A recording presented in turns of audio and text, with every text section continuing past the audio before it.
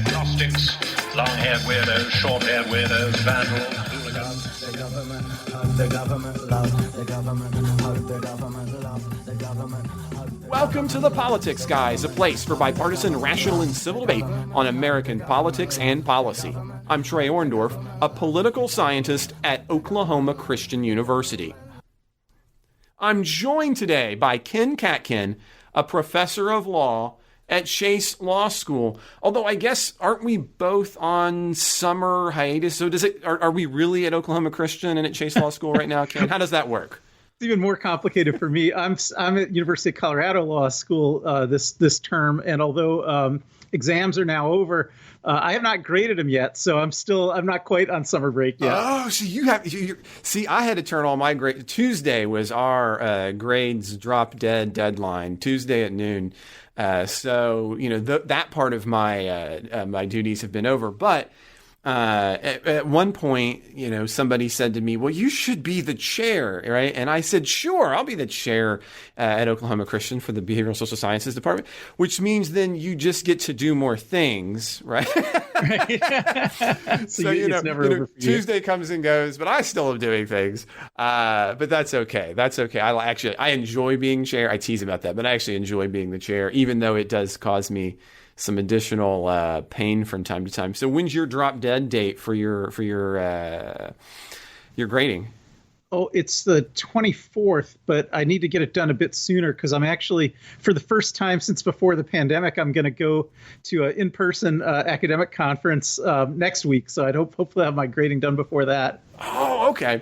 Well, now, before we get into the show, Ken, I can't tell you how tickled I am about this. This made my life the other day. It's funny because there's been a lot of things that have kind of been like down points for me recently. This was an up point. And the up point was, a couple of shows ago, we kind of offhandedly talked about how, if maybe we'd run some kind of deal where if we get enough amount of money, then we're going to get Ken on social media and specifically maybe get you on Discord. And so we actually went through with that, right, for our 300th episode, right? The last episode, the one before last that the two of us did, which was a lot of fun for a lot of reasons. And we picked a number. We thought it was a little bit of a stretch. And now, I don't know if you know this part, but listeners, you guys were so excited to get Ken on Discord that 24 hours after our announcement, 24 hours, we had hit the number. I mean, there was an outpouring of people. So thank you to everyone, because now not only did we get Ken on Discord, but in your words, if there was a tremendous outpouring of support. And so I thought, well, how are we going to measure a tremendous outpouring of support? And I think since we didn't tell anybody that it was 24 and in 24 we had made it, I think that's a tremendous outpouring of support, Ken. I think we're going to have to hold you to it. So I want to thank all of our listeners who contributed to pulling Ken onto social media. It was fun to watch him on Discord. Now, but specifically, we need to mention a couple of specific people. Two specific people who just made mind-blowing contributions to get you onto Discord, Ken, was Andra and Dustin. And, I can't tell if they love you or if they were trying to torture you, but one direction or the other. Listen, Andra, Dustin, I love you guys both so much for this. You guys were so committed to bring him online and you gave generously, but everybody also gave generously. Now, additionally, Ken, this is also it blows my mind. We have a new executive producer level supporter. So not only do we have people give it that, but we have a new executive producer level supporter to help push you online. So I want to welcome our newest executive producer level, which is an incredible level of support, Ryan Beasley. Ryan, thank you so much for joining that kind of top echelon of support. And Ryan, I hope that this doesn't bother you, but the first thing, I'm curious, did you feel the same way? Because as soon as I saw Ryan Beasley, immediately something came to mind for me. Did something come to mind? Like, does Beasley bring anything to mind for you? No, I have to confess, I'm not sure. So for me, I'm going to show my age a little bit, right? So there was a cartoon called DuckTales, and the last name was the housekeeper was Beasley. And so as soon as I saw that, Ryan, I thought, I'm going to have, are you the grandson of Mr. McBeasley? Anyway, I tease, and I mean that. Thank you so much, all of you, for bringing up your support and for bringing Ken online, and maybe for episode 400 or something, we'll have to see, maybe Ken will run across the country with me or something. I don't know. We'll have to figure that out.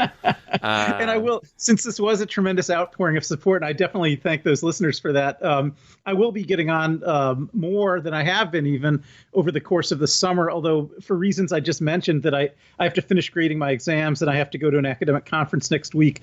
It might take me another week or two before I'm fully up to speed, but then after beginning in late May, and certainly through the summer at least, I will honor that pledge to log on much more regularly and participate much more regularly on the Discord page. Well, that'll be fun. So we'll have to try to have some debates on there too. That'll be a lot of fun. Well, again, thank you to all our supporters. Ken, thank you for being such a good sport and being willing to put your time up on the line to engage with listeners. So, I appreciate that too, but I deeply appreciate all of our listeners who made all of this happen. Okay, so why don't we get into the stuff that everybody likes hearing us talk about and not just teasing. Although we tease well. For me at least, Ken, the story I want to start with is Liz Cheney's ouster as number 3 as Republican. It has some, personal aspects for me. Now, I think for a lot of people, they see these kinds of moves as being kind of inside baseball, and there's a truth to that. But there's more to it than that. And a lot of times it's the inside baseball stuff that can begin to help you formulate a better picture and make kind of better predictions for what is going on in a political landscape, at least in my opinion. And Republican leadership had started to signal 3 weeks ago approximately some less than stellar remarks and some silence when it came to Cheney, who's a Republican from Wyoming. And it included and kind of kicked off when some off-the-records remarks became on the record into an open mic from Kevin McCarthy, who is the current minority leader for Republicans from California. And then this culminated this week, Ken, of course, on Friday. On Friday morning, the House Republican caucus voted 134 to 46 to replace Cheney with Elise Stefanik, who's a Republican from New York. Now, there was a little bit of a last-minute House Freedom Caucus push to maybe outflank her because there was a little bit of a thought that she's maybe a little too moderate. But with the support of the remaining House leadership and the support of Trump, really no other candidate was able to move forward. Representative Stefanik's comments were not surprising after her election this morning. She said, quote, "We are unified, working as one team. We are focused on putting forth policies and communicating them to the American people to beat Democrats. And we are going to win the majority in 2022, end quote. She would go on to argue that unified working as one team front is, quote, suffering under the far left socialist policies of Joe Biden and Speaker Nancy Pelosi, end quote. In short, we need to get past the far left, and we're only going to do that if we unify as Republican. Now, Liz Cheney was not quiet in response. She has criticized the GOP leadership, arguing, quote, I think that McCarthy, is who she's referring to, is not leading with principle right now, quote. She said that on Thursday prior to the caucus vote on Friday morning. She would go on to argue that the situation is, quote, dangerous, given, quote, what the former president did, end quote. And that's a big part of what's happening here, which is, do we go the route of we got to put it behind us and move forward and just kind of battle Dems and win elections, or is there some kind of reckoning that's important there? And so I know, Ken, you're not a Republican on that front. But what do you think in terms of, should Republicans just kind of be moving forward with this? Is potentially Cheney wrong here to continue to kind of fight and fuss with Trump? and to look backwards is not to move forward to future elections. I mean, did she throw herself under the bus, or do you think that she's? I think some on the left kind of are now holding her out as maybe a little bit more special than they would have in other circumstances, suggesting maybe she, hey, this is what we have to do. We have to continue to think about January 6th. What do you think about that that balance there? Well, I guess there's two different lenses that one could look at that question through. One would be the question of the demands of political morality, what's the right thing to do, and one would be the question of political tactics and what's the strategically optimal thing to do. Those might not give the same answer. So certainly, as someone who believes that Trump was responsible for the events of January 6th and that he needs to be held accountable for it, I am pleased to see some Republicans, a smaller and smaller minority of them, but some Republicans, most vocally Liz Cheney right now, continuing to expound that view. It's my view, and I agree with it, and I'm glad they're doing it. And I think they should. But in terms of politics, that's a harder one because of course right now most Republicans still support Trump, and the lopsided votes that we saw on the roll call vote today and on the voice vote the other day that removed Liz Cheney, those represent probably the center of gravity of the Republican Party. But there is a short-sightedness to that strategy too, because if the Republican Party is shrunk down to only the fanatical Trump supporters, we already saw Trump didn't win the election in 2020. He also cost the Republicans 2 Georgia Senate elections in 2020, and I think there is a political downside, in making the Republican Party inhospitable to anybody who's not committed to the big lie. Yeah, and the thing that I think becomes particularly difficult, and I like that you put it into those two buckets. I mean, and there is a truth to the fact that we have to ask ourselves what the right thing to do in circumstances, and that it's not always the expedient, or it's not always the most power maximizing thing to do. But as I continue to look at this, Ken, I think that in this case, the two actually overlap for Republicans. I really do. I think that the Cheney view, sometimes there are things where you have, kind of short-term losses that lead to long-term gains, or you have short-term discomfort to lead to long-term gain. And I can't help but seeing the Cheney view, which is my view, being both the morally correct one, but I think the long game power politics question, the right one as well. And that is, as long as Trump continues to have the control over the Republican Party, nobody in the Republican Party is particularly safe. And McCarthy, I mean, if he doesn't recognize that he could just as easily be in the headlights, he's an idiot. I don't think he's an idiot. I mean, he has to know this, and he's making a calculation. But the thing that we know is that there are fewer and fewer individuals. It's a huge, I want to be careful the way you phrase this, right? It's not that there aren't a lot of Trumpites, right? As a matter of fact, I think those individuals currently clearly outnumber in the Republican Party. However, I think that view in a bigger macro sense is simply showing that the Republican Party is not going to be able to be electorally viable if it continues to narrow itself to those kinds of voters. I've argued on this show before that I think conservative and libertarian values, which in the United States oftentimes have, past tense, overlapped, is an expansive vote winning proposition for a broader base of individuals. I think it reaches out to African Americans and Hispanics. I think it reaches out to younger individuals. And I think the problem, though, is that in the short term, it's probably true that in 2022, the Cheney view is a negative one. But I think that if you have Trump come back, which has been already out. I mean, we have the reports on Friday. Trump has already argued Thursday evening and Friday that there's big things coming forward, and we can see that he's already got events planned this summer, clearly setting up a 2024 bid now for the Republican Party. A Trump running in 2024 is a loss. It's either a loss or it's disastrous.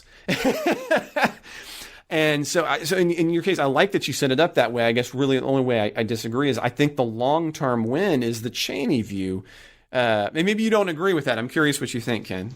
No, I think the listeners are going to get mad now because we're going to agree too much again. But I do agree with that. In fact, I think some interesting evidence in favor of the view you just took is the fact that the McCarthy chose to run the vote to oust Cheney as a voice vote, which is very unusual, right? The most common way to do this is a secret ballot vote. Which is That's what actually happened to elect Stefanik.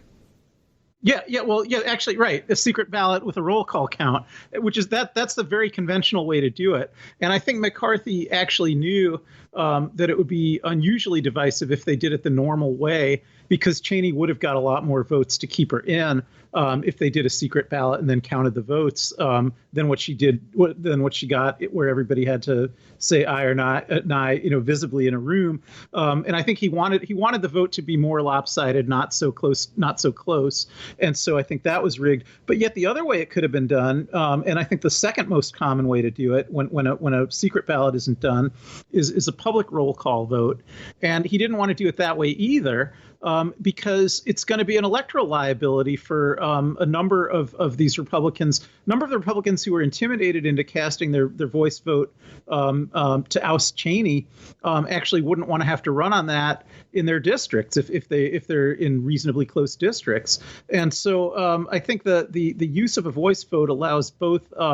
It doesn't allow the members to vote their conscience as they could do on a secret ballot, nor does it force them to be held accountable for their vote as would be done on a public roll call ballot. But it sort of obscures accountability while at the same time intimidating them somewhat. And so I think that was very much reflective of what you're just talking about. That if the center of gravity in the congressional delegation really favored ousting Cheney, they would have done it the ordinary way in a secret ballot. And conversely, if they thought it was good public politics everywhere to oust Cheney, they would have done it on a public roll call vote. But they didn't do either. Precisely, and this is why I think on the Republican side we need to keep pointing back to Jan 6. And I think the other thing that we need to point to, which kicked off this week as well, Ken, was the Gatz Green tour. Now, generally when your closest associate has begun to turn over your hush money payments to underage women, you try to keep a low profile. But in the era of I'm going to beat Trump, Gatz has decided this is an amazing time to go on a national tour. And meanwhile, Green continues to be a combatant, including this week, reported by a number of outlets, where she has continued to be just nasty to her fellow House members, including AOC, which apparently is something, as it came out this week, has happened before, even before Green was in the House. So it seems to me that what we see in this kind of move is that that GOP is attempting, at least leadership now, is maybe trying to not make the same. They're going to see it as the mistake that they made the first go around with Trump, and hitch themselves to the Gatz and the Green side of what's going on.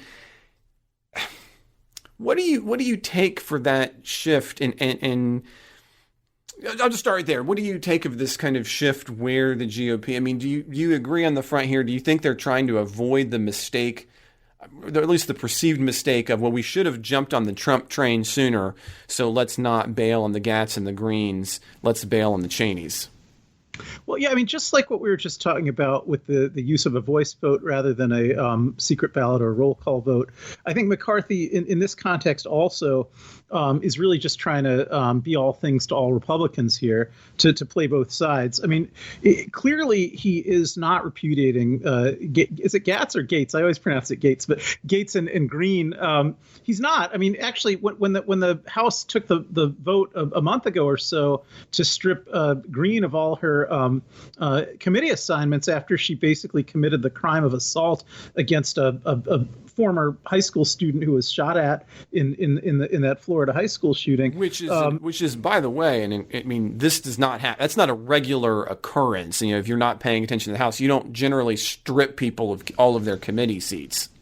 Right. But I think we saw a similar division here. All the Democrats voted to do that. A few of the Republicans also voted with the Democrats to do that. But the actually about half of the Republicans, half of the elected Republicans in the House gave Green a standing ovation when she gave her speech during that proceeding.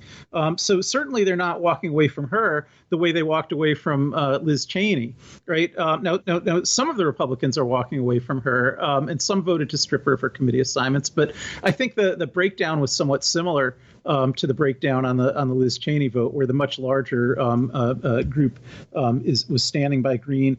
You don't hear them as publicly standing by Gates right now. I think because of the kind of mystery about still what proof is actually going to come out, and I think they don't want to get caught short, like publicly defending a guy before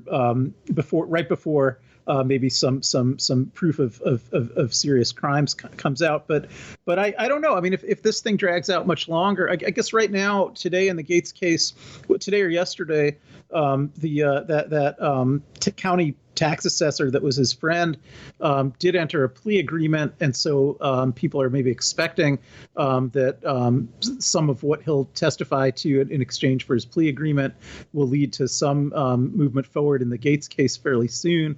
But if there's not forward movement in the Gates case fairly soon, I think you will start to hear more, some congressional Republicans sticking up for him again. And I think it's a combination of they're intimidated by Trump, they're intimidated by Trump's voters, and nobody else has really emerged to take on Trump. It looked at different times like McConnell or Romney might assume that role, but they've both gone very quiet lately. And now I guess Liz Cheney has jumped into the breach, but so far she doesn't have a lot of other elected Republicans in her corner. So what do you think, and then we can kind of move forward, but what do you think about in the strategy here, on the strategy front? Again, you kind of separated those two, and that's one of the things we're seeing in the comments from the new number 3, which is, this move is positive because we're going to, her words, win the majority in 2022.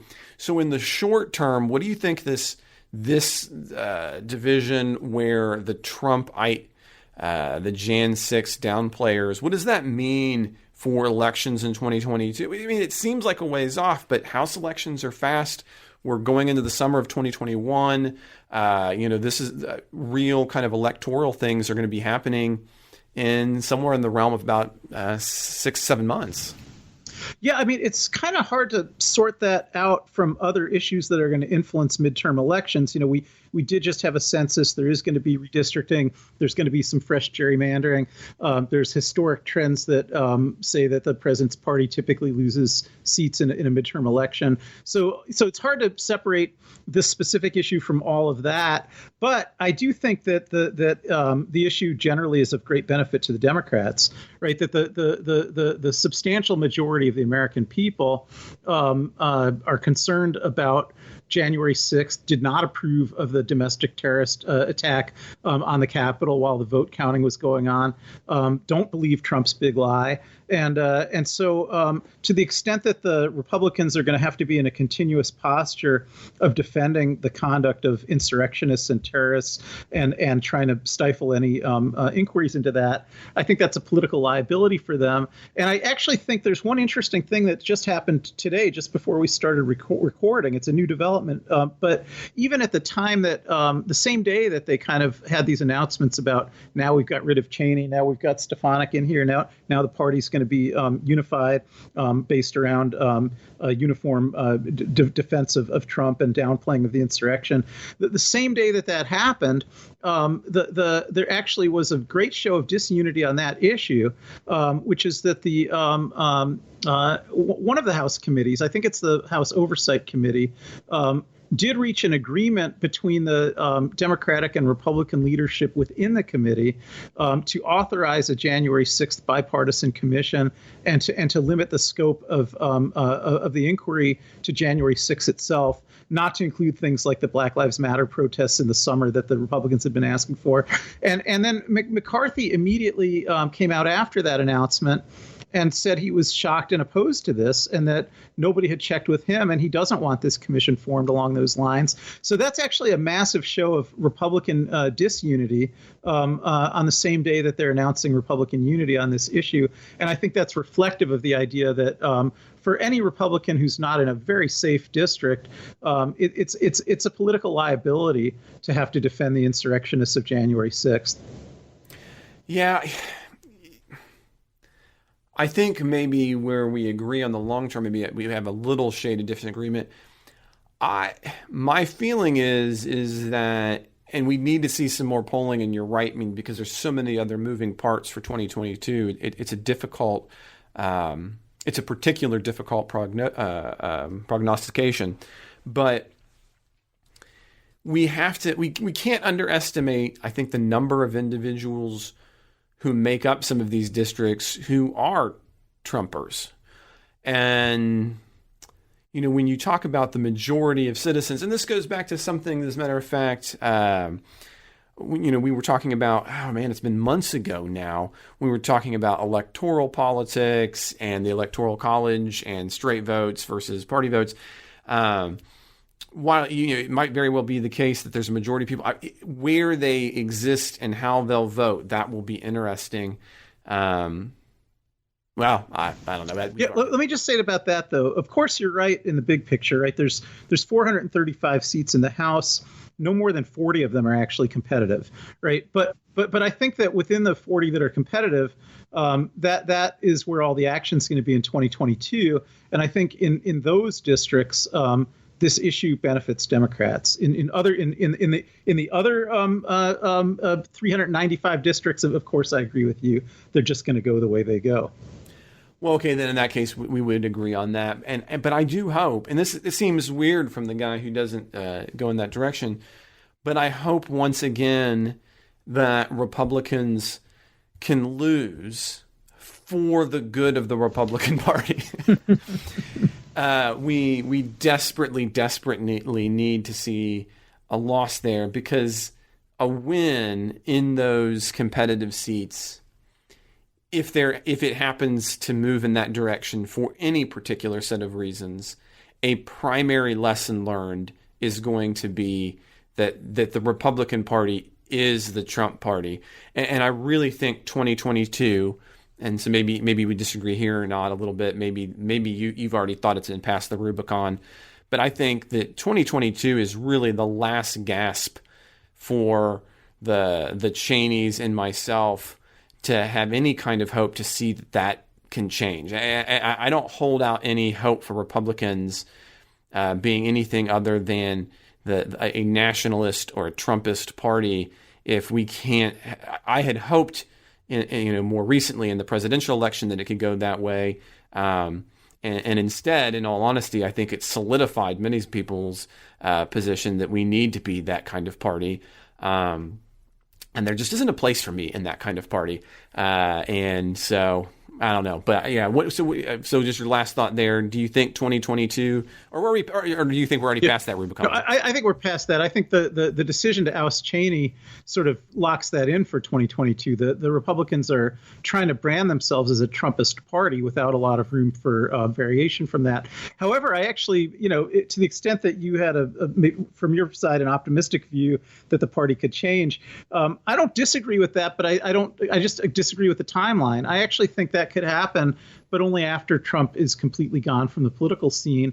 And whether that takes for him to, he is an old man in bad health, and so he's not going to live forever. Right, and he may even, at a certain point, just become a little bit too infirm and elderly to keep this up. But I think, that's not going to happen in the next few years. I don't believe he's going to actually run for president in 24, but I think he's going to keep acting as if he is right up until spring of 24, because he is fundraising. He's got political action committees and campaign committees. He uses those as both a way of exercising political power over other Republicans and also of grifting and lining his own pockets. And he's not going to give up any of that by announcing too early that he's not running. But it's just hard for me to see how he actually could run again in 24. Now, here's one thing I think we do disagree on, Ken, and that is I think that Trump definitely runs in 2024.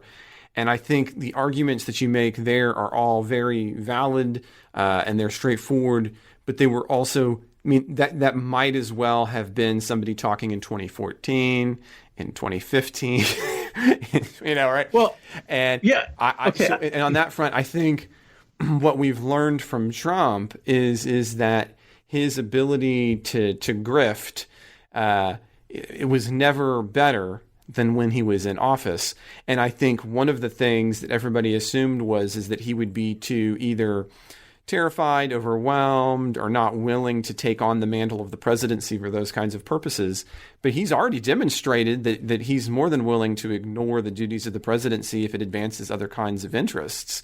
I'm not sure why he would end up pulling out, because if he doesn't run, then he ends up he puts his own deadline on it in a way that if he runs, I think has a longer longevity in that fundraising van.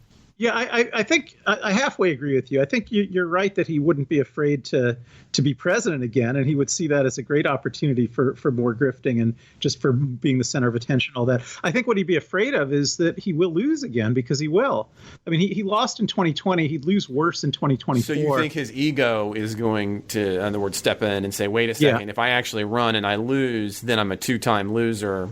Yeah, twice impeached, twice defeated. It would be the most humiliating. See, and so here's where I think he didn't lose. Again, I'm talking from the point of view of Trump, right? I want to be clear about that, right? He didn't lose in 2020, right? And so I don't know did his ego really take that? I mean, one very real possibility is that he's internalized that lie to the point that it is his own truth, right? I mean, it's a possibility. Yeah, well, that could be, but he's still going to be, there's going to be polling data and things like that.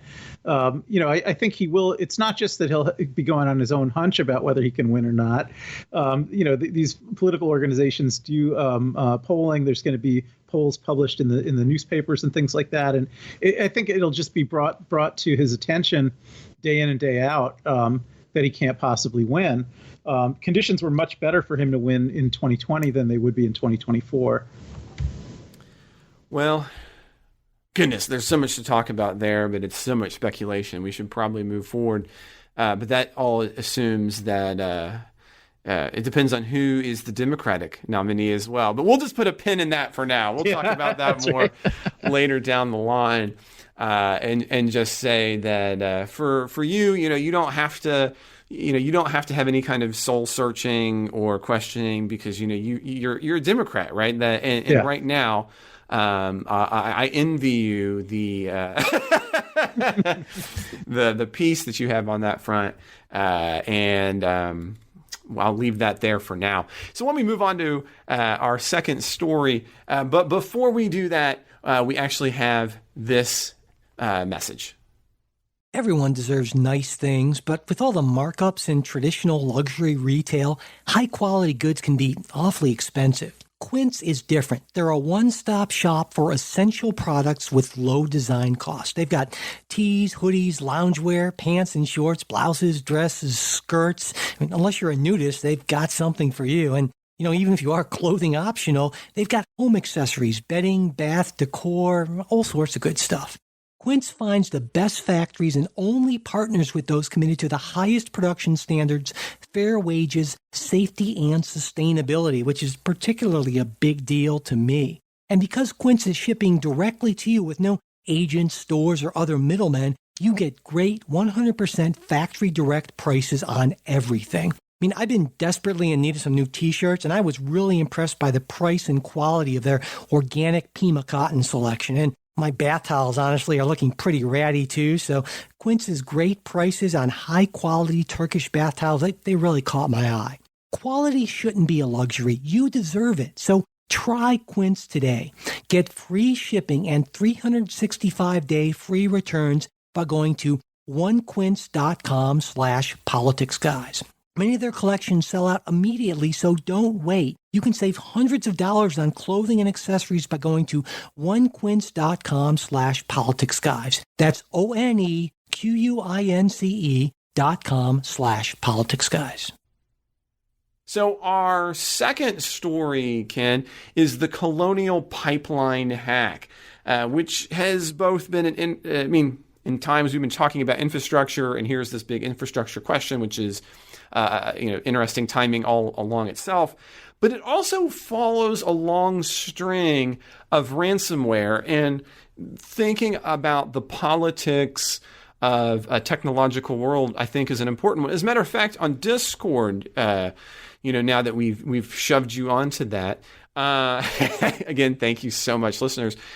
You were engaging with a listener on Discord about the proper use of technology, and you had a particular. I was not familiar with this individual. What was the name of the individual? The proper use for technology. You have a little quote even from it that you had pulled. Schumpeter? It might have been. Yeah. No, now I have to. Let me. Appropriate technology you're talking about, right? Yes, appropriate technology. Technology. So appropriate technology is the concept of that you don't always want to use the latest technology. You want to use the technology that's properly tailored to the task you're trying to achieve. And that the pioneer of that was Dr. Ernst Schumacher. Also called Fritz Schumacher, and it's so that was something I was advocating on the Discord page. I thought, okay, I had that correct. Well, I mean, this kind of, I think not kind of, it does in fact play into the Colonial pipeline hack, because again, we're in a new era. We're in a new era where even just trying to have a bill for oil comes down to computer systems and to computer network systems.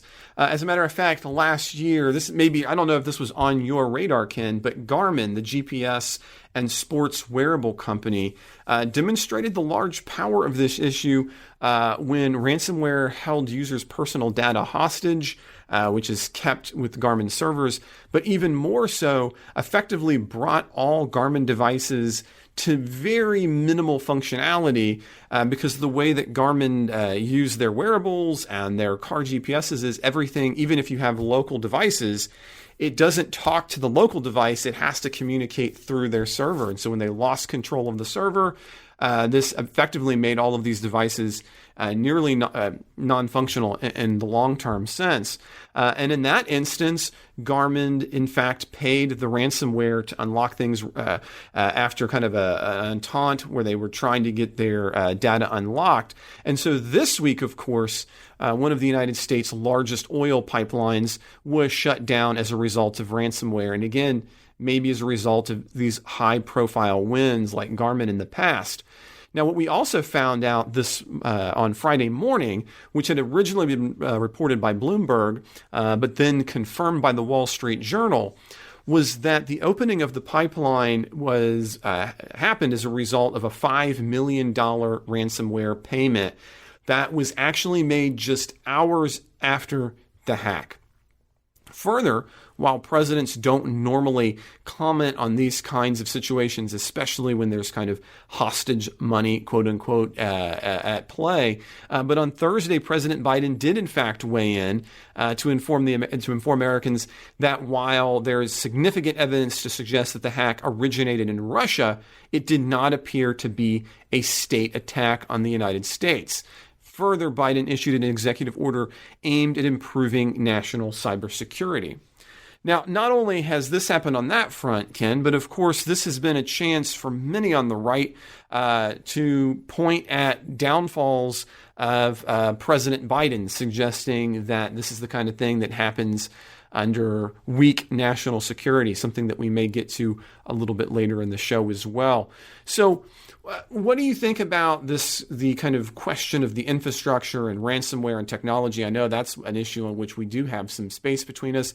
And then what do you think about the move politically by Biden to comment and what this might tell us about kind of the complicated future relationships between states when we start to have actors in states like Russia begin to actually make attacks on vital infrastructure in other countries, including the United States? There's a lot of questions in there. Listen, this is a small issue, Ken. I mean, you should be able to get that done in what, like 2 minutes? Come on. Well, so I would say, the national security aspect of it. It depends how you think. I mean, if this was an ordinary crime, although admittedly a large and audacious crime, committed by criminals against private companies, even if those criminals are located overseas, we've never had any kind of law enforcement framework in place that can prevent all crimes from happening. And Right. if we did, we'd have a police state. It does seem like there's, the verdict's still out on whether this crime is going to be able to be solved and these people are going to be able to be brought to justice. I wouldn't say that won't happen. Also, I think from what I could tell, and again, it's hard for me to follow all the aspects of this because there's a lot that's not easily publicly reported, but it does seem like that the government played a role, although obviously there were other components of this, including the payment, as you mentioned, of $5 million in ransom. But the government did play a role in helping restore the functionality of the pipeline. So I'm not quite sure where the blame for the Biden administration is coming from here on the fact that this hack could take place. If I was going to blame the government for anything here, my blame would be that we shouldn't have so much reliance on one single company's pipeline. And I think, I would have favored more aggressive use of antitrust law to begin with, so that we'd have, smaller and more robust and more survivable delivery systems for important infrastructure, rather than, letting single corporations control so much infrastructure that if those corporations are attacked, that it causes massive problems for the country. So I think the lack of use of antitrust law seems to me like an issue. The other thing I would think that was a legal issue or an issue is the fact that we have Bitcoin. Bitcoin is what was used to pay the ransom. Bitcoin exists for the purpose of facilitating crime, and I don't know why it's legal. I think if this ransom had to be paid without the use of Bitcoin, it would have made it much easier to solve the crime, because there would have been a financial trail through ordinary financial networks of how the money was moved and where it was moved. So those are some issues I would look at in terms of law enforcement and national security. But given that Bitcoin is actually legal, and that it's also legal to have a single owner own such a massive pipeline that supplies so much infrastructure, I'm not sure exactly where the criticism is coming from of the Biden administration's response. Well, on one front, so let's start with, say, why do we have one company? And I understand, wanting to take the jump to say, well, one reason is we've allowed kind of monopolistic practices to occur.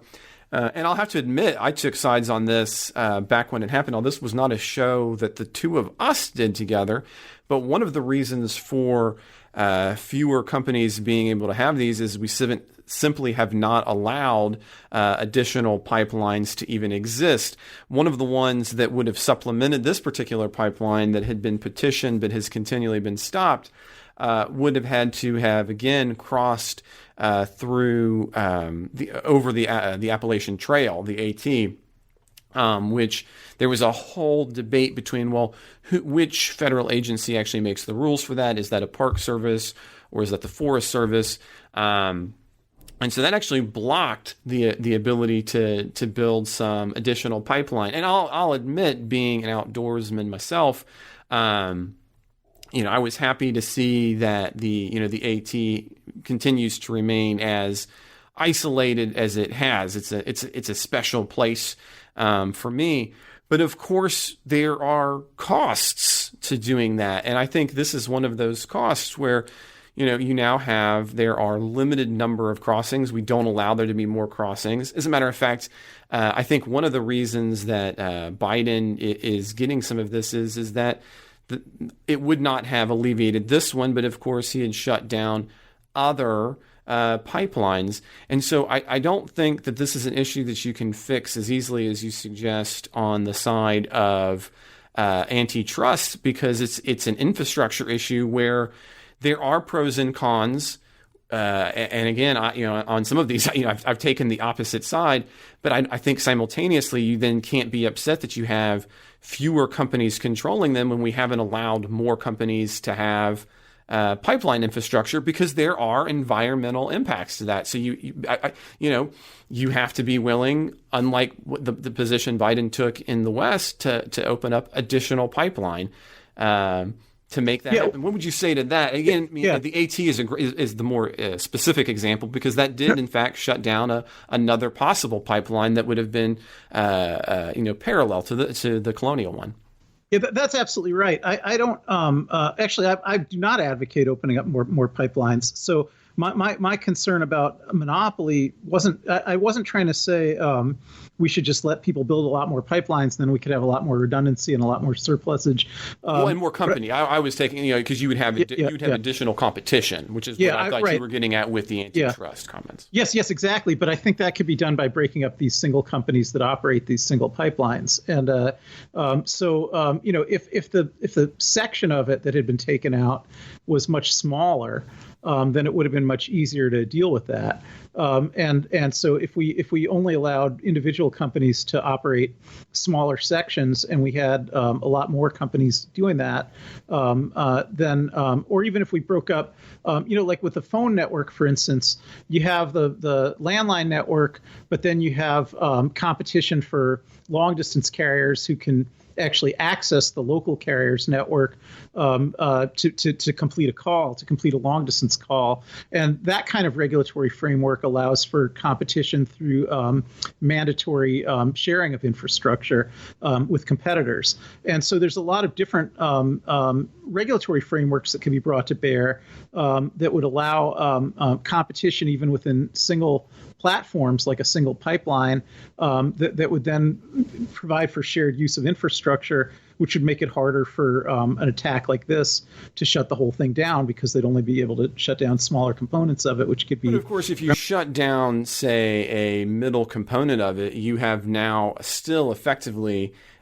ceased the flow, even by not hitting the whole area. And as a matter of fact, as the Wall Street Journal rightfully reports, one of the other complications for the pipeline reopening, even though they did in fact pay the ransom, was the fact that the other companies that connect to this large pipeline didn't want to have the oil flow while they were still not sure about the security system of the network communication, because the way these things are paid is through computers talking to one another. And that opens up the possibility, even though they're separate companies, for having the ransomware make it on to their systems. So I one of the things, I'm going to push back on you on this, and maybe that way we agreed too much in the first story, and here we can have a little more disagreement. I think this is an example of where, while I take environmental concerns very seriously, it's a very important one for me, I think many on the left, and I hear you doing this a little bit, and this is why I want to push, is you say, well, we'll be able to meet the demands of things, and we can always maximize environmental concerns, but you never want to have to deal with the real world ramifications of it. And so I think what you're suggesting here isn't really so much as of a fix for the fundamental problem. It could be that we ought to say, as you suggest, and as I again, a huge supporter of the Appalachian Trail and the AT, it might be that the benefits outweigh the cost. But I think that we have to be upfront about those costs. And I don't think you can regulate your way out of not having additional competition. And the reason you don't have competition here is an artificial governmental one, which is we haven't let people build that infrastructure. Again, that might be the right answer, but I think you're kind of trying to wiggle out of the fact that that is the fundamental issue here. Yeah, I don't think it is the fundamental issue, though, because although this is an unusual situation. We had this ransomware attack. It caused problems for a few days. And now those problems are more or less resolved already. Mm-hmm. So if that's the concern that, well, okay, once every few decades, there's going to be the possibility that a crime is going to cause a disruption, and that disruption is going to cause problems for a few days. Does wanting to avoid that kind of problem outweigh environmental protection? And I think that's a better. I prefer you phrasing it that way. Yes, I see, because there you're actually saying, look, there are costs to the kinds of environmental protections we want to take. And I think one of the problems have been that we often don't want to be honest about the benefits and cost of these things, right? It makes oil a little more expensive. It could make these kinds of, as you put it, 5-year, 10-year kinds of attacks more possible. But I think we just need to be honest about the fact that we're gonna value this thing over the other thing, as opposed to, hey, I think we can mitigate this with more governmental regulation. Which is I agree that that's a potential cost of not having surplusage, but I'm just saying that's a pretty minor cost, actually. Whereas I think the argument that I mainly heard you making about the benefits of having additional pipelines, since we're not mainly in a situation where there's been a criminal cyber attack that's managed to shut down a pipeline for a few days, I think the sort of more general argument is, if we had more pipelines, and then we'd have more benefits of competition, we'd have lower prices for gasoline. I don't think it's a benefit to have lower prices for gasoline. So I think that's a lose-lose, right? I think that we'd be harming the environment for the purpose of harming the environment even more. And so I think that although I certainly agree that it's not good to have these kind of disruptions, I think if we generally say, well, because we have only one pipeline coming through, gas is, typically it'd be about $2.50 a gallon. And if we had another pipeline coming through, maybe we get that down to $2.25, even $2. I see no benefit of that at all. I think it's not good for people to be incentivized to burn more gasoline, that just causes additional and unnecessary harm to the environment. So I just don't see, and as well as causing risks of leaks and spills and things like that. So I don't see that there's really, so I really think the only thing we notch up on the cost side is that there is a little bit of a cost of having not having surplusage or redundancy in the face of, very unusual disruptions like we had this week. But I think that's probably just worth putting up with. And I do want to say, I do think more regulation would help, because, for instance, although I agree with you that even if you had more regulation of the platforms, that couldn't be a panacea against these kinds of attacks. I think it sometimes could be helpful, because I'll use the example of telephones again, where we do have that. So if I pick up my phone, which is served by Cincinnati Bell, and I use my long distance carrier, which is Verizon, to call you in Oklahoma. Well, if somebody attacked Cincinnati Bell, that is going to put my dial tone out. I'm not going to be able to call you. But if somebody attacked Verizon, I've still got my dial tone from Cincinnati Bell, and I can use a different network to reach you. So it does give some robustness, just the fact that there's a regulatory requirement that I be allowed to use a different long distance carrier, whatever long distance carrier I want, to carry my long distance call, because that does provide some redundancy at that leg. And so if an attack was made, a cyber attack against the long distance carrier, I would still have the availability of different long distance carriers to complete my call. Now, I'm glad that you set it up in that way for the environmental protection versus what we're doing. And I think you were very transparent in saying, look, that would in fact lead to lower costs, and you're right. Therefore, if that's the case, you're going to lead to an increase in use. And that's a problem for long-term issues in global warming.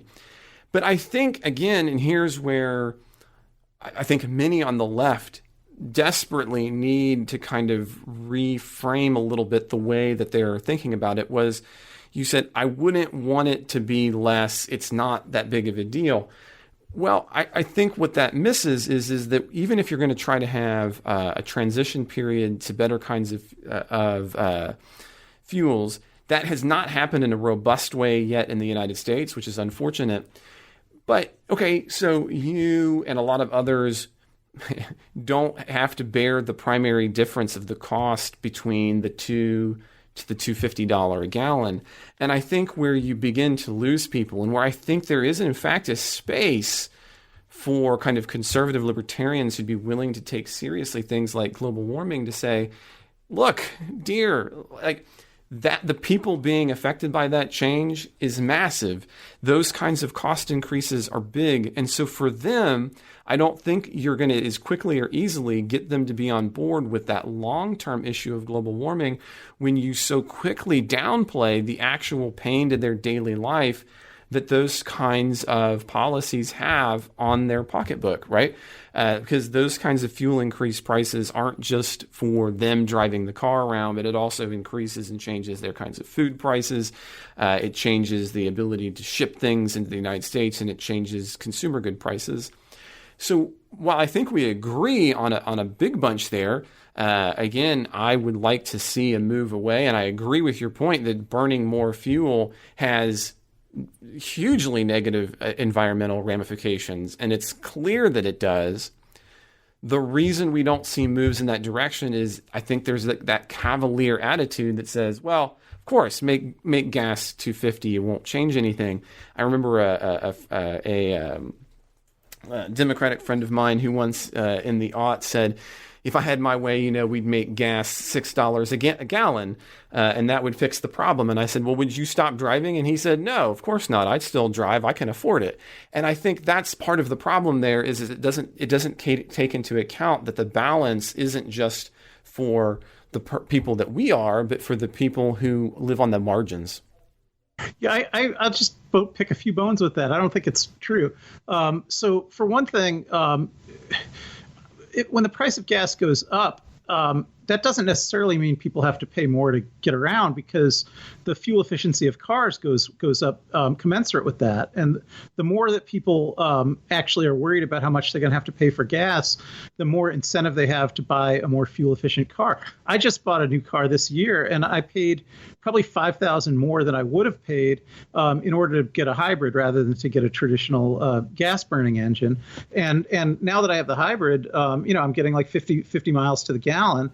And so that actually is, in the long run, that's not going to cost me any more, even with the extra price I paid for the car to drive around. So I think you're absolutely right about that. It won't cost you any more, and that's a positive thing. In the long run. Well, it's not just the long run, though. That's the short run, too, because these hybrids are available. And I think of new cars, they're probably about half the new cars that are sold now. And then also on the idea that this is going to drive up prices, that if gas costs more, that means groceries are going to cost more and things like that, because products have to be delivered to grocery stores and trucks and all that. I don't know that there's a lot of evidence for that. Groceries don't cost more in Europe or places where gasoline costs very considerably more at the pump. And I just think you'd have to look harder into how much. Be careful on that. I agree with you in part, but I think you're making an oversimplified economic comparative analysis between the United States and Europe. Because you're talking about locations that have now already had those costs baked in. But you can take a look and track the price of consumer goods to things like gasoline in the United States. And there's a period where it will eventually come back down when you have alternative methods of transporting. In Europe, that's primarily by train. I agree that you can overcome those with different kinds of infrastructure fronts, but on the economic front, I think you'd be backing yourself into a corner to say that the increased costs in a fixed system like ours that do not yet have those alternatives would not increase. That's just basic economics. Well, we have a lot of freight rail in this country too, and a lot of agricultural product does move by freight rail. That's true. Yeah. Yeah, and we also both here and in Europe, a lot of agricultural product is shipped in, from other countries as well, and shipping can be used in this country even to move things around domestically. So, but ultimately, I also think the price of getting even if trucks are used, and of course trucks are used a lot here. I'm sorry, I thought you were stopping and you weren't. Please continue. Yeah, even if trucks are used, I think you'd really have to look closely at what component of the grocery store price is attributed back to the cost of trucking the goods to the store. It may be a very small component of the price, so that if you're talking about, I'm just making up these numbers. I haven't really looked at it, but I'm saying this would have to be looked at. But let's say that when you buy an apple in the grocery store, that only 1 or 2 cents of that apple is attributed to the transportation cost to get it there. Well, then that means that if you raise that transportation cost by 10 or 15%, you'd be raising the cost of the apple by less than a penny. And so that might not be something that you'd even experience or notice at all. I will reiterate, I think that here on this front, you are underestimating the costs, because you and again, I don't disagree on the outcome front for what would be the good outcome front, but I think you are underestimating those costs in a way that actually ultimately hurts the ultimate bottom line for pushing people in a way that prevents global warming. Because again, I think by minimizing those costs, by making that seem different, you will then not be an advocate of policies that would, I think, actually help those kinds of transitional processes. So, for example, you're right, by having higher prices on gas, for example, you're going to push consumers to purchase things that would do it. But you're the ones that are going to purchase it are the ones who have the ability to pay that upfront cost at the beginning, right? So that higher monthly payment on your car at the $5,000 level, or the upfront cost of potentially being able to buy that car outright. And I think you're downplaying the number of people who could even be purchasing a new car in the first place. No, that's not really true, because I'm not assuming that everybody could purchase a new car, but I am assuming that people in the market for new cars can mostly absorb this cost, and that seems borne out by the fact that they mostly are, and that for people who aren't in the new car market, new cars become used cars after a few years. So this is a transition that is going to have reverberation. I mean, it's really only relatively new cars so far, but 5 years, 10 years down from now, this is going to be the used car market too. Well, I don't disagree that you're going to see that push. That's a whole nother bag. I was going to, anyway, let's pause there because we're running long. Yep. And I'm going to get back to used cars in one of our other discussions today. Okay. So we'll come back to used cars and batteries and Elon at some other point. Yep. And because the other one that I wanted to make sure we got on the main show was this past week, because we continue to have followed the Biden's infrastructure proposal. This has continued to evolve this week, and so I wanted us to at least touch on it as we move forward. This past Thursday, top Republicans in a meeting with Biden said that they would oppose any effort to raise taxes to pay for an infrastructure proposal. As a matter of fact, McConnell said late on Thursday that the red line is reopening the 2017 tax bill. This week, Republicans did indicate, though, that they thought that infrastructure fees, instead of tax rate changes, is what could pay for infrastructure updates. And they, again, pointed to that as the way to pay for their more modest $568 billion proposal. That $568 billion proposal was a 2-page Republican plan, which looked to spend money really on just 3 primary areas: roads, transit systems, and broadband internet. Biden has not yet taken your recommendation, Ken, which you argued a couple of weeks ago, and said that he needed to be bipartisan by reaching out and simply passing the bill that most people want. And rather, he argued that, at least for now, that he wanted to look and continue to see what the Republican plan would look like in its more final form by mid-May, now that there are fees attached to the $568 billion proposal. As a matter of fact, Republicans who are negotiating with Biden have called the proposal and now the fee offer as, quote, the beginning document, end quote. So what do you think about these negotiations? Biden saying, look, I'm happy that you have a proposal. Let's see more about it in mid-May. Or do you think this is a mistake? I saw this as being a little bit, as I noted, a rejection of your potential strategy, or maybe he's just playing a longer version of your strategy. I'm not sure. What do you think about that, Ken? I think he's playing a longer version of my strategy. And I think the reason that he's pushed into that is that he doesn't yet have Manchin and maybe Sinema. I'm not sure if there are others. But I think, if Biden could unify the 50 Democrats in the Senate, his plan is to go ahead and pass his entire bill on a partisan line. For as long as it takes for him to do that, there's certainly no harm in formally continuing negotiations with Republicans. But I think it's important to realize the negotiations with the Republicans are not serious. And if the Republicans are not going to give him any votes, and everybody knows that. So I think that all of these negotiations are about political posturing. That Biden has kind of taken the position that he wants to do things in a bipartisan way. He wants to talk to Republicans. He wants to reach compromises. And even though I'm sure he knows that's not actually possible, he wants to go through with all the performative aspects of that. Meanwhile, McConnell, has taken the position that they also are willing to do a deal. That they're not being just obstructionist for the purpose of being obstructionist, that they're willing to talk.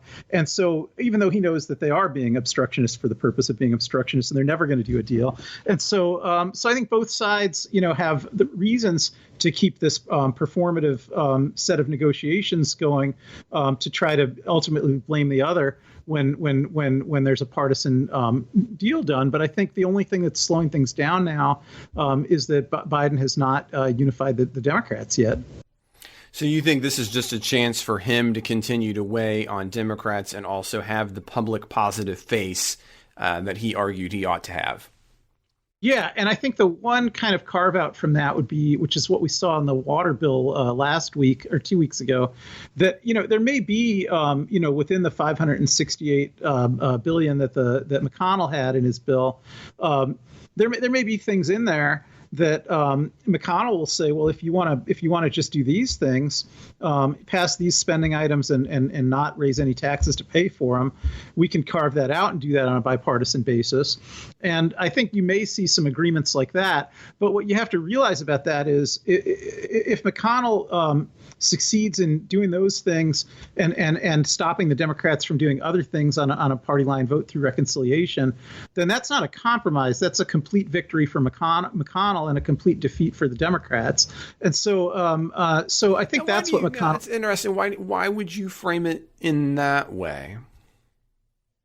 Because McConnell gets everything that he actually wants and the Democrats don't.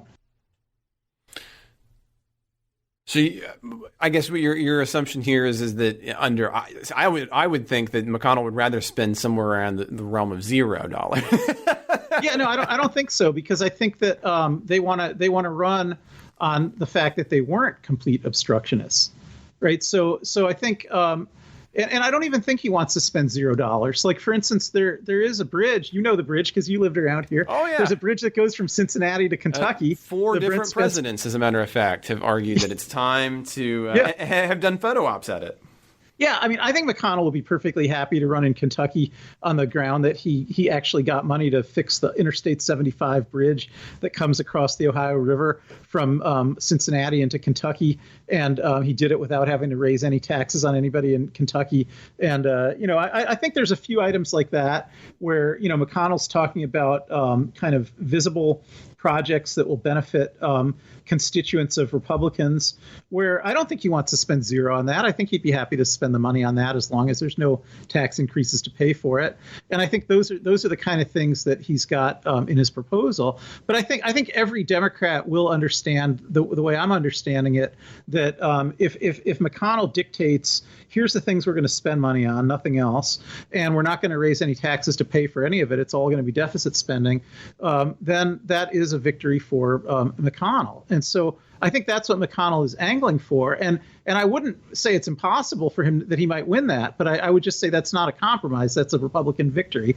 But whether he wins that or not, I think depends on these handful of centrist Democrats. I think you're underestimating the amount of GOP. Earlier in the show, we were talking about, the Trump nationalist wing of the GOP. And I think you were underestimating their influence in these kinds of situations where, now you might say, well, they shouldn't be having a pull. But again, now in this case, we're talking about over in the House. But I think, Stefanik's comments about, we've got to stop suffering under things like more spending because these are far left socialist policies. I think that your idea that the GOP would all be unified on the desire to spend money is overblown. And as a result, you might see the positions of some of the GOP leaders like McConnell, who's been around a lot more. Now, is he angling for a win? Of course. I don't want to suggest that. But to suggest that somehow his whole caucus is going to be on board with $1 trillion of spending and that's an easy go, and therefore that would be just a complete win, I think misconstrues the actual differences in the GOP that we talked about earlier. Yeah, actually, I'm glad you said that because I realized I was being imprecise about something there. So thank you. First of all, I don't think it'd be the entire GOP caucus. I think if there's going to be a bipartisan deal, it's going to only involve 10 or 11 Republican senators. Out of the 50. Smaller portion. I agree. Yes. Yeah. So it's going to be that there's going to be that 60 vote threshold crossed. But McConnell's going to be very strategic about which, if he wants to deliver the votes so that there's 60 votes with 50 of them being Democratic, then he's going to be able to pick the 10 Republicans who will benefit politically from that. And also, I think that one of the things that Trump did do to Republican ideology is that a lot of those Trump Republicans are actually in favor of infrastructure spending. That's one of the differences between the Trump Republicans and the more traditional deficit hawk Republicans. Trump was not a deficit hawk in any measure, and he used to promote these infrastructure weeks all the time, even though nothing ever got done on that front because McConnell scuttled it. But I think that so the contours of this, I perfectly agree with you that the majority of Republican senators are going to vote against any deal. But I think all of that is performative, as I said before. I don't think the question is what the majority of Republican senators are going to vote. I think the question is what are the majority of Republican senators going to be okay with McConnell doing? And I think a lot of them wouldn't mind having some roads and highways and bridges paid for if they could also both, vote against it and have the benefits of it, and that the votes are there. They're not going to be mad at McConnell for that. That's going to be the kind of thing that's orchestrated. So I think that's what he's doing, and I think Schumer knows that. I think Biden knows that. So I would not look at any of this as a compromise. I would look at this as McConnell is orchestrating the spending items that he thinks would be good for some members of his caucus to actually run on, and for all Republicans to be able to say they weren't complete obstructionists. I mean, you see this phenomenon now of a number of Republicans are taking credit for spending items that were in the stimulus bill from back in March, which every one of them voted against, but they're still taking credit for it.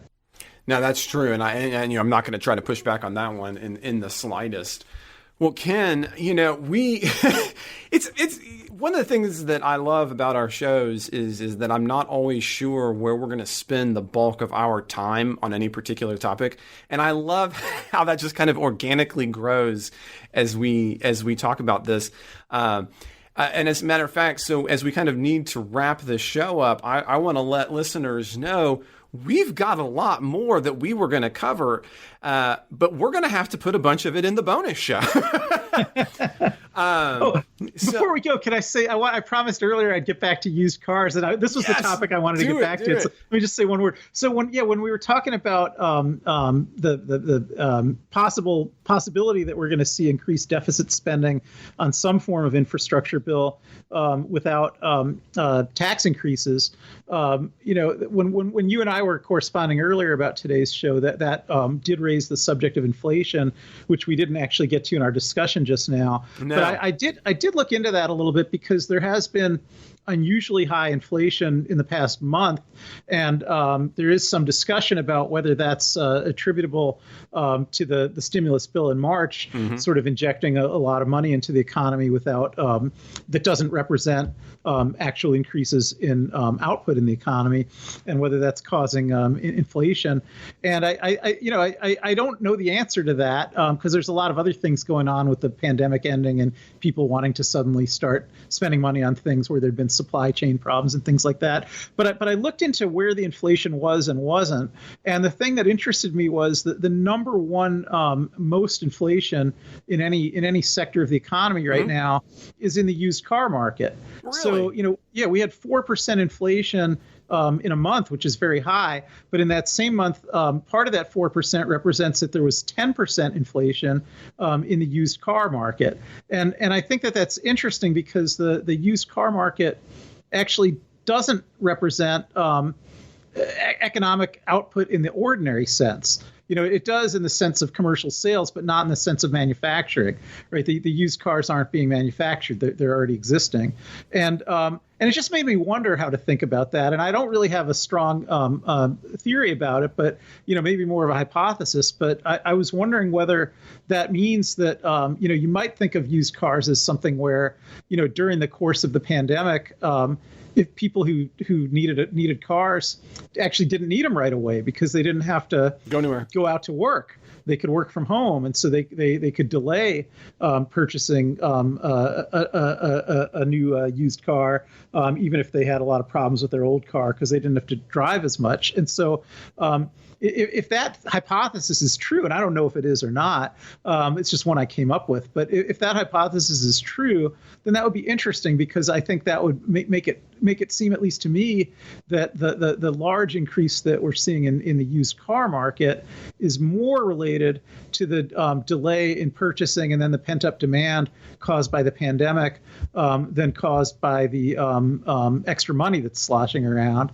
Although I could see arguments on the other side of that as well, that maybe people have more money now, and so they got stimulus checks and things, so they go out and get the car.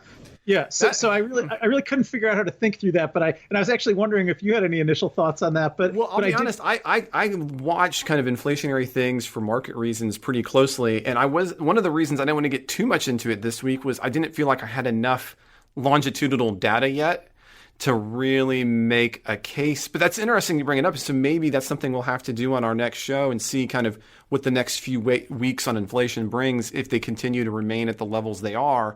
I think that's probably a different kind of indicator than if you just have a month spike, which would probably suggest some different kind of, anyway. But yeah. That I didn't, but I had not looked at the car thing. And the one last thing I'll say about that, though, Ken, is that it makes me happy. I don't know about your particular lifestyle, but one of the ways that I attempt to kind of live my environmental principles is I walk or go other ways. Now, biking is not really a possibility for me right now because of my health problems and where they're located. I walk to work and I run commute to the store and that kind of stuff. So I guess I'm happy to hear that I don't have to worry about that car purchasing thing. Yeah. You'd have to pay a lot if you tried to buy one right now. I don't need a car. I'm gonna keep walking OKC. So we're good on that. Well, Ken, listen, thank you so much for doing this show. I want everybody to know who's listening, we love doing this show. And this week, Ken and I, we're going to have a bunch of things on the docket for the bonus show. We're going to be talking more about the Senate with Schumer and McConnell over S1. One of the things that Ken and I always look at, Israel this week, an important question both in terms of Israeli politics, but increasingly potentially in terms of U.S. politics. We're going to be talking about that. We're also going to take on some listener questions and more. So it's going to be a packed bonus show.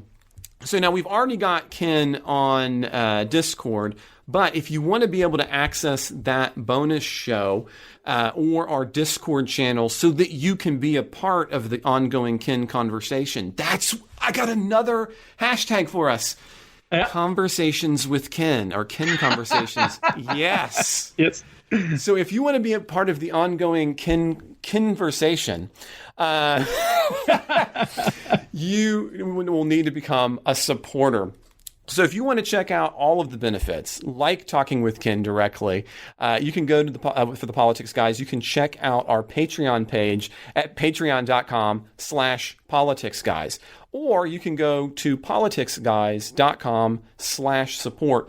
So join myself and Ken again on Wednesday and or on Discord by heading to patreon.com/politicsguys. I also want to note, for some people, there's just not that financial ability to become part of the Politics Guys. And if that is the case, you can always email mike@politicsguys.com and tell him about that so that you can still listen to my and Ken's show.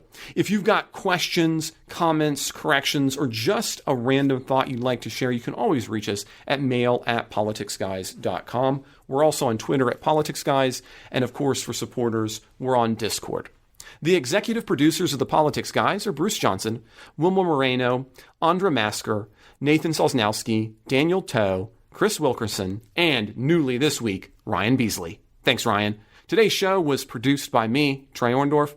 I hope you'll join us next time.